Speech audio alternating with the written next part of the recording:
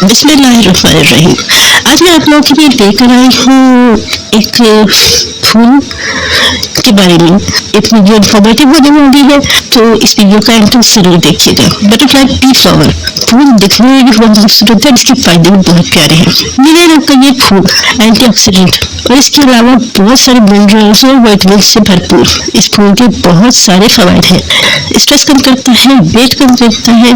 इसके अलावा बहुत सारे और फायदे के साथ साथ शुगर कंट्रोल करता है, याददाश्त अच्छी करता है, आंखों और बालों के लिए बहुत अच्छा है, हार्मोनल प्रॉब्लम्स के लिए बहुत अच्छा है, खातून की हर मसले के लिए अच्छा है।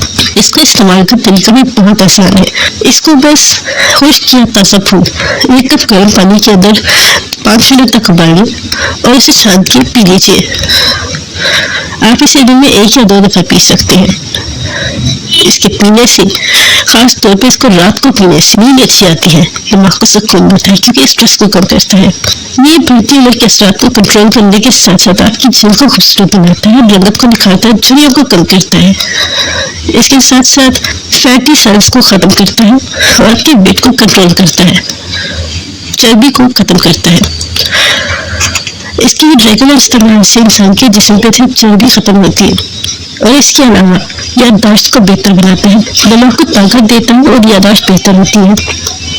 इसका रेगुलर इस्तेमाल आंखों की नज़ारत को तेज करता है और बालों को मजबूत बनाता है। इसके इतने सारे फवायद हैं और फूल है भी बहुत प्यारा।